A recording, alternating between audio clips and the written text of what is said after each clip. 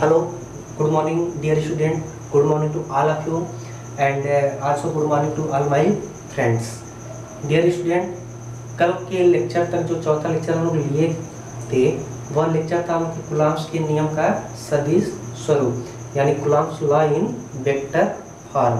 तो कल कूलम्ब्स के वेक्टर फॉर्म में मैंने दो चार्जेस को लेकर डिस्कशन किया था। अब कहता है कि अगर उसी सिस्टम में हमारे n चार्जेज हों तो उस n चार्जेस पर हमारा वैद्युत बल कितना होगा, और वही जो वैद्युत बल हम निकालते हैं वही जो सिद्धांत कहलाता है, उसी सिद्धांत को हम अध्यारोपण का सिद्धांत कह देते हैं। तो जैसे स्टेटमेंट मैंने यहाँ लिख दिया है, क्योंकि वीडियो काफ़ी लंबा हो जाता है अगर मैं यहाँ लिखते जाता और समझाते जाता है, इस वजह से स्टेटमेंट मैं लिख दिया हूँ, डेरिवेशन अभी बता देते हैं। तो जैसे कहा, यदि किसी निकाय में अनेक आवेश हो तो उनमें से किसी एक आवेश पर बल अन्य आवेशों के कारण अलग अलग बलों का सदिश योग होता है, अध्यारोपण का सिद्धांत कहलाता है। तो जैसे इसको हम फिगर से देखते चलते हैं, अभी समझ में आ जाएगा कि क्या कहता है। उसी चीज़ को लिखा गया है, अर्थात F1 = F12, F13 and so on कितना हो गया है, F1 N हो गया है। तो अब क्या कहा जाएगा, देखिए हम कोई सिस्टम बना लेते हैं। वह सिस्टम हमारा हो गया X plane, Y plane and Z plane. एक सिस्टम मैंने बना लिया एक्स वाई जेड, और इस सिस्टम में हमने एक्स वाई जेड वाले सिस्टम में हमने एक प्लेन एक्स वाई में अनेक प्रकार के चार्जेस रख दिए। अनेक प्रकार का मतलब कितना हो गया, Q1 से लेके Qn चार्ज हम क्या करते हैं, किसी एक निकाय में रख देते हैं। तो एक्स वाई जेड हमारा एक सिस्टम हो गया और इसमें एक्स वाई हमारा एक प्लेन हो गया। अब इस प्लेन में कहीं पे भी आप चार्जेस रख के उस पर वैद्युत बल निकाल सकते हैं। तो देखो क्या कहता है, कल जैसे हम दो चार्जेस के लिए निकाले थे, तो सेम फिगर यहाँ चलेगा, बस वहाँ 2 के लिए था, यहाँ पे n के लिए हो जाएगा। तो देखो कैसे होता है, यह हमारा मूल बिंदु O था, ठीक। कल फिगर आपको बनाया गया था Q1 Q2, उसके बाद फोर्स निकाला गया था इधर F21, इधर निकाला गया था F12। देखो कल का फिगर में थोड़ा सा रिवाइज कर दे रहा हूँ। ऐसे फिगर था, यहाँ पे हमने माना था क्या था, Q1, और यहाँ पे क्या था, Q2। तो अब इनके कारण जो ये फोर्स था हमारा यहाँ पे F21 था, और इधर हमने फोर्स जो बताया था F12 बताया था। क्लियर हो रहा है। अब यही फिगर हम यहाँ लेके चलेंगे। एक हमारा जो चार्ज हम मान लेते हैं, इस चार्ज को हम मान लेते हैं Q2, और इस चार्ज को हम मान लेते हैं Q3। एक चार्ज को Q2 मान लिए और एक चार्ज को मैंने क्या मान लिया, Q3 मान लिया। अब देखो कहता है कि किसी निकाय में अनेक आवेश हो तो उनमें से किसी एक आवेश पर अन्य आवेशों के कारण जो बल लगता है वो उनके सदिश योग के बराबर होता है। यानी अब एक चार्ज हम यहाँ मान लेते हैं जिसका मैंने नाम दे दिया है Q1 चार्ज। क्या कह दिया है, Q1 चार्ज। अब इन सब का मूल बिंदु से दूरी लेते हैं। तो देखो Q2 का मूल बिंदु से दूरी कितना हो जाएगा, वेक्टर R2 हो जाएगा। Q3 का मूल बिंदु O से दूरी कितना हो जाएगा, वेक्टर R3 हो जाएगा। और इस Q1 की जब बात करेंगे तो Q1 के लिए मूल बिंदु से दूरी कितनी हो जाएगी, R1 हो जाएगी। ऐसे ही हम किसके लिए निकाल लेंगे, अब Qn के लिए निकाल लेंगे। Q हमारा चार्ज कितना है, Qn है। तो इस Qn का इस मूल बिंदु से दूरी कितनी हो जाएगी, वेक्टर Rn हो जाएगा। Is that clear. ये लाइन देखिएगा सीधा रहेगा। अब चूंकि यहाँ पे मार्कर से बनाना पड़ रहा है तो लाइन इधर उधर हो जा रही है, तो क्या हो जाएगा, Qn चार्ज हो जाएगा। तो हमने Q1 से लेके Qn चार्ज की मूल बिंदु O से दूरियां भी क्या कर लिया है, डिनोट कर लिया है। तो अब कहता है देखो, किसी एक आवेश पर बल अन्य आवेशों के कारण अलग अलग बलों का सदिश योग होता है। तो क्या कहा गया, देखो जब यहाँ पे बताया गया था कल कि इस Q1 से इस Q2 पे जो फोर्स लगता है उसको हम कह देते हैं F21, यानी जिसके कारण जिस पर लगता है उसको हम बाद में, जिस पर लगता है उसको पहले कर लेते हैं। कल इतना बात तो समझाया गया था। अब यहाँ पे इस Q1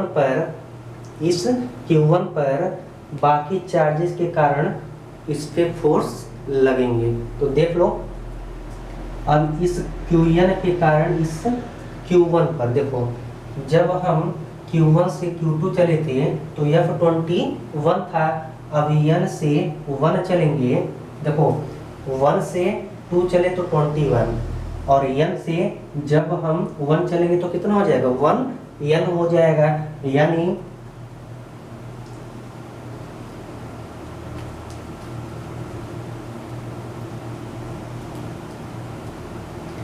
अब इसका जो फोर्स होगा वो कहीं आगे की ओर होगा। ठीक, देखो Qn के कारण Q1 पर बल, तो जो यहाँ पे बल हो जाएगा वह वेक्टर F1N हो जाएगा। देखो यहाँ से Q1 से जब Q2 पे फोर्स लगाया गया था तो एक बाद में गया था और दो पहले आ गया था।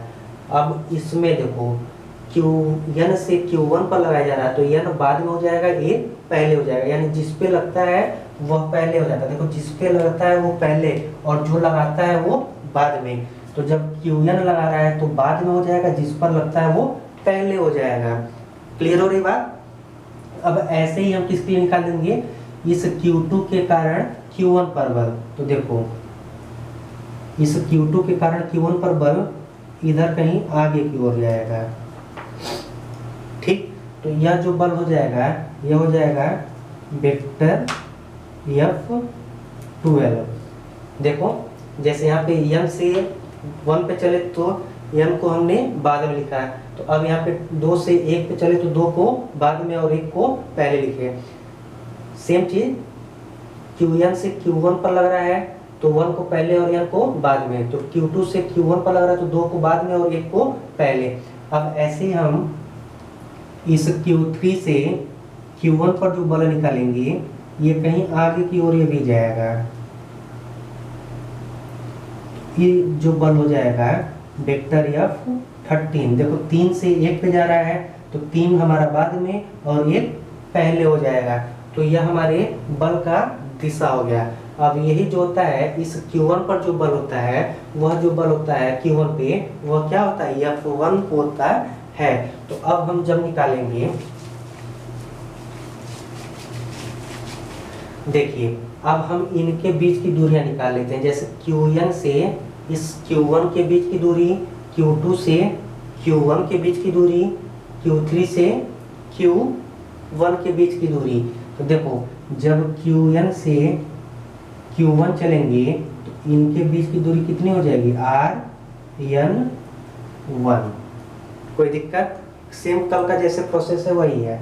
अब Q2 से Q1 चलते हैं तो कितना हो जाएगा, वेक्टर R21। अब ऐसे ही जब Q3 से Q1 पे चले तो यह जो दूरी हो जाएगी वेक्टर R31। इसको थोड़ा सा यहाँ लिख लो, नहीं तो कंफ्यूजन आप लोग कर लोगे। यह दूरी हमारी कितनी थी, R1 था। ठीक है, तो देखो यह N1 हो गया, यह 31 और यह कितना हो गया, 21 हो गया। तो अब यहाँ से हमने सबके बीच का दूरी निकाल लिया। इस सबके बीच में कितनी कितनी दूरियां जाती है। तो अब जब दूरियां हमको निकल गई तो अब हमको वैद्युत बल के फार्मूले पे इसको निकाल देना है। तो देखो अब वैद्युत बल के लिए क्या हो जाएगा, अब उपपत्ति में लिख देंगे कि माना Q1, Q2, Q3, Q4 and so on Qn आवेश किसी क्षेत्र में उपस्थित है जिनके मूल बिंदु O के सापेक्ष स्थिति सदिश क्रमशः vector R1, vector R2, vector R3 and so on vector Rn है। इतनी बात लिखने के बाद फिर नीचे लिखिएगा आवेश Q1 पर अन्य आवेशों के कारण Q2 Q3 Q4 है ना, तो अन्य आवेशों के कारण लगने वाला वैद्युत बल क्रमशः F12, F13, F14 and so on F1 है। तब अब इसको लिख लीजिएगा vector F1 equal to vector F12 F13 and so on कितना हो जाएगा F1, या इसको हम मान लेते हैं समीकरण नंबर 1। ठीक है, अब हम किसका मान निकालेंगे, पहले F12 का, F13, F14 ऐसे F1 n तक का। तो अब देखो, अतः देखो पहले किसका मान निकाला जाएगा, F12 का। तो F12 का मान क्या हो जाएगा, vector F12 equal to formula क्या होता है, 1/4 pi epsilon not into Q1 Q2, देखो Q1 Q2 अपान, अब F12 देखो, F12 इनके बीच की डिस्टेंस कितनी है, 21। तो कल हमने बताया था कि जस्ट इसका अपोजिट 12 है तो 21, 13 है तो 31, 14 है तो 41, जस्ट अपोजिट होते जाता है। तो देखो F12 है तो दूरी कितनी हो जाएगी, वेक्टर R21 का square into unit vector R21।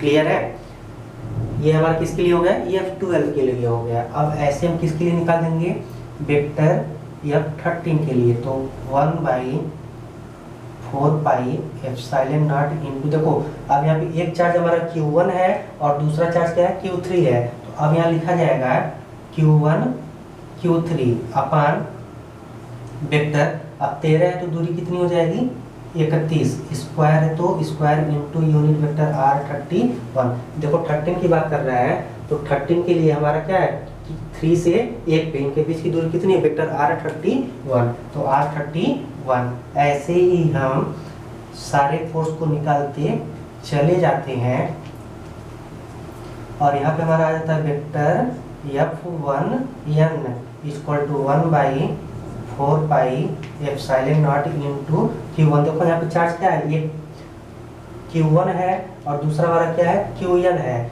तो चार्जेस क्या हो जाएगा, Q1 और Qn। अब देखो यहाँ 13 था तो 31, यहाँ पे 1n है तो n पहले हो जाएगा,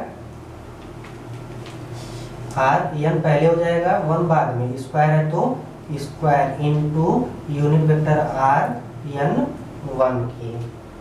आ रही बात समझ में। अब इसके बाद से कुछ नहीं करना है, उपरोक्त मानों को समीकरण 1 में रखने पर, तो जब सारे मानों को समीकरण 1 में रखा जाएगा तो अब हो जाएगा, यहाँ लिख देते हैं हम समीकरण 1 से। अब समीकरण 1 से क्या है, देखो vector F1 equal to F12 का मान देखो कितना है, 1/4 pi epsilon not into Q1 Q2 upon vector R21 का square into unit vector R21, फिर प्लस है। तो फिगर को हम इरेज कर दे रहे हैं, फिगर समझ में आ गया होगा।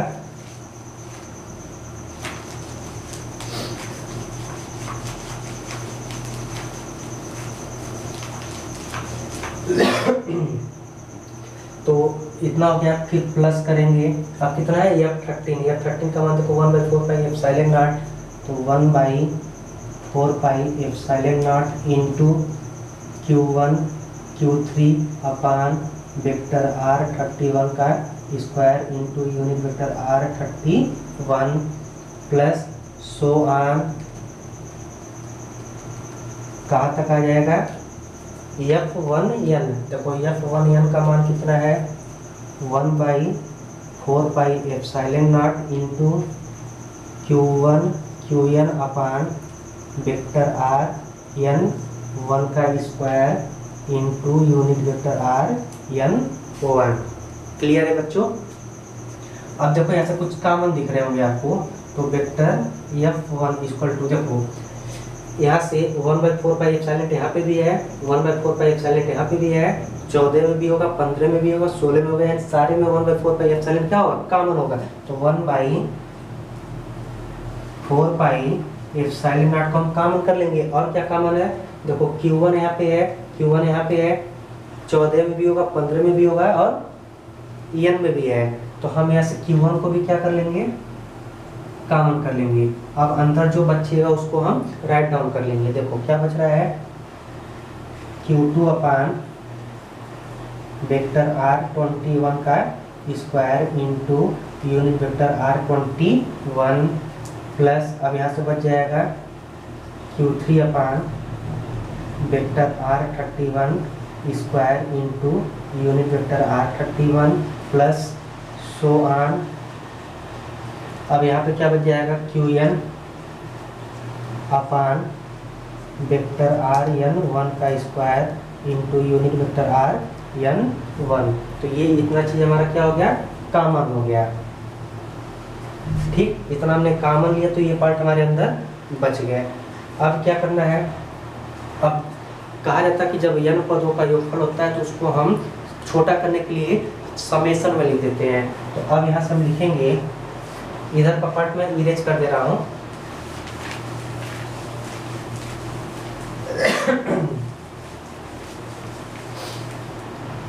तो देखिए, अब यहाँ से जब n पदों का योगफल है तो इसको छोटा करने के लिए हम क्या कर लेंगे, समेशन के पद में लिख लेंगे। तो अब हो जाएगा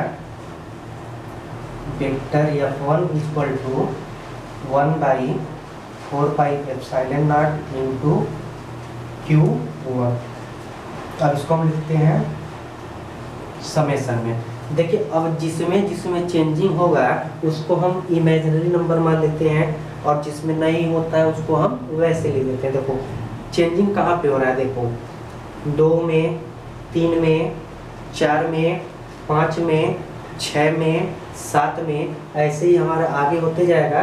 और लास्ट में देखो n1, यानी सबके लास्ट में हमारा 1 आ रहा है, तो 1 में कोई चेंजिंग नहीं है। लेकिन उसके पहले की संख्या 2 हो रही है, 3 हो रही है, 4 होगी, 5 होगी, 6 होगी, इसको हम मान लेते हैं i। क्या मान लिया जाए, i बराबर। अब देखो यहाँ i कहाँ से शुरू हो रहा है, 21 से हो रहा है, तो हम मान लेंगे i इक्वल टू 2 से, और i इक्वल टू कहाँ तक गया है, n तक। तो यहाँ के ऊपर हम मान लेंगे n। इतनी बात समझ में आ गई होगी। i इक्वल टू कहाँ से शुरू हुआ है, 2 से, और कहाँ तक हुआ है, n तक। तो i बराबर 2 से i बराबर n तक हमने पुट अप कर दिया है। अब अंदर देखो क्या है, हमारा q है, तो q जैसे है वैसे राइट डाउन कर लेंगे। अब देखो 2, 3, 4, 5, 6 और कहाँ तक चलेगा, n तक। यानी यहाँ पे भी i का मान 2 से शुरू हो रहा था, और यहाँ पे भी i का मान 2 से शुरू हो रहा है। तो देखो i इक्वल टू 2, तो यहाँ पे इसको हम लिख देंगे i, यानी i का मान कहाँ से शुरू हो रहा है, 2 से। और समेशन का मतलब योगफल है, ये योगफल हम लगा के चले जाएंगे। और नीचे अपान, अब देखो यहाँ पे इसको लिखा जाएगा R21 है, तो 2 को हमने क्या माना है, i के बराबर। तो अब लिख दिया जाएगा अपान वेक्टर R(i)(1) स्क्वायर है तो स्क्वायर, और इनटू देखो यहाँ पे 21, 31, 41, 51, 61 और n1, तो इसको भी मान सकते हैं यूनिट वेक्टर R(i)(1). यही हमारा क्या हो जाएगा, बहुल आवेशों के बीच अध्यारोपण का सिद्धांत हो जाएगा, जिसको हम लोग क्या किए हैं, डिराइव कर लिए हैं कि यह कैसे होता है। तो इस चीज पे कहीं कहीं आप देखेंगे यह वेक्टर का चिन्ह लेके नहीं चलता है, तो इससे कोई घबराने की बात नहीं है, आप ले भी सकते हैं और नहीं तो भी ले सकते हैं। क्योंकि यहाँ पे हम लोग एकांक सदिश लेके चल रहे हैं, तो जाहिर सी बात है परिमाण के साथ साथ दिशा भी इसमें बता रहा है, तो हम यहाँ पे वेक्टर को ले लेंगे, कोई दिक्कत नहीं होगी। और यही हमारा क्या है, अध्यारोपण का सिद्धांत। अगर इसमें से डियर स्टूडेंट, डियर फ्रेंड, कहीं से भी किसी भी स्टेप में दिक्कत हो रही हो, नहीं समझ में आया हो, तो बेशक आप कमेंट करके पूछिए, फिर से बताया जाएगा। आज के लिए बस यही तक टॉपिक हम समाप्त करते हैं। नेक्स्ट टॉपिक कल हम शुरू करेंगे, और इसका PDF मैंने आप लोगों को प्रोवाइड कर दिया है, आप लोग वहाँ पढ़िए, कहीं से दिक्कत होता है तो आप पूछिएगा। और प्लीज़ इस वीडियो को और मेरे नोट को यहाँ जहाँ तक शेयर करना वहाँ तक शेयर करिए, कि जो गरीब से गरीब बच्चे हैं उनको भी असुविधा ना हो, वो भी अच्छे से पढ़ लें और अच्छे से अपने एग्जामिनेशन में क्वालिफाई कर जाए। क्योंकि मेरा मेन फोकस उन्हीं स्टूडेंट पे है जो बेचारे गरीब है, जिनकी क्षमता नहीं है कि विद्यालय के अलावा कहीं और जाकर पढ़ सकें। मेरा ज़्यादातर फोकस उन्हीं स्टूडेंट पे है कि जो गरीब हैं और बेचारे पढ़ने में असमर्थ हैं। बस आप लोगों से ये निवेदन करता कि ऐसे बच्चों की पूर्ण रूप से मदद करिए। धन्यवाद। अगर वीडियो पसंद आती हो तो लाइक, सब्सक्राइब और शेयर करना बिल्कुल ना भूलें। Good bye.